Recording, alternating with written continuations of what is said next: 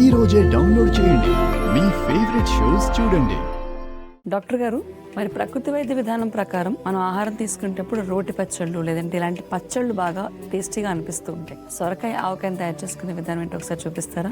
రాజు గారు, సొరకాయను కూడా ఆవకాయ పట్టాలా?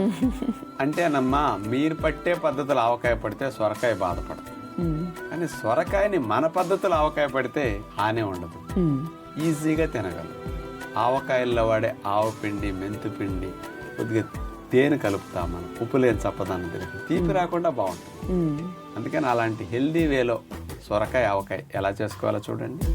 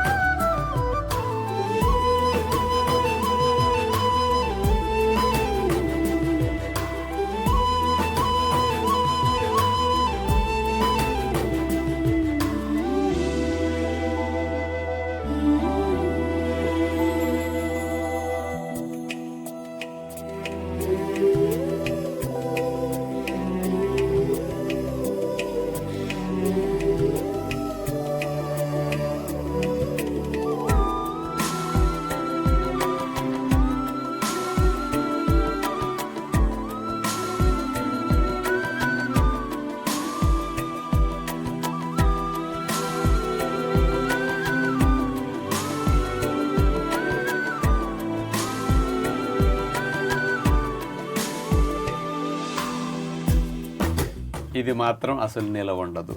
ఈ రోజు చేసుకుంటే ఈ రోజే, రేపటికి కూడా పనికిరాదు. ఫ్రిడ్జ్ లో పెట్టామా అయినా సరే చేంజెస్ వచ్చేస్తాయి. కాబట్టి ఫ్రెష్ గా రోటి పచ్చడిలాగా సొరకాయ ఆవకాయను కూడా ఇన్స్టెంట్ గా చేసుకుని ఇన్స్టెంట్ గా అప్పటికప్పుడు తినేసేయండి, కడిగేసుకోండి. సాధారణంగా దొరికే నార్మల్ టెంపరేచర్ కంటే గోరువెచ్చగా ఉన్న నీళ్లు త్రాగితే పొట్టాపురేగులకు అన్ని విధాలా మంచిది. ముఖ్యంగా గోరువెచ్చని నీళ్లు త్రాగినప్పుడు లేదా అంతకంటే కొద్దిగా వేడిగా త్రాగినప్పుడు ఈ మజిల్స్ యొక్క సహకారంతో ముడుచుకు సాగుతూ ఉంటాయి.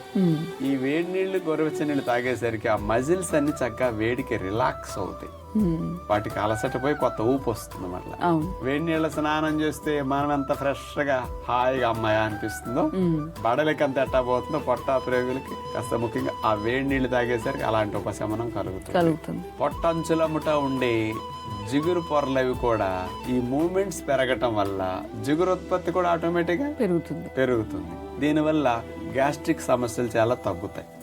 ఇక మూడవది ఏమిటంటే హైపర్ ఎసిడిటీ ఉన్న వాళ్ళు, ఇట్లాంటి వాళ్ళకి గోరువెచ్చని నీళ్లు తాగేసరికి ఆ యాసిడ్ కండిషన్ న్యూట్రలైజ్ చేసి పొట్టా ప్రేగులకి ఆ ఆల్కలిన్ నేచర్ ఇచ్చేసి ఆ మంటలు తగ్గించడానికి ఉపశమనానికి చాలా బాగా ఉపయోగపడుతుంది.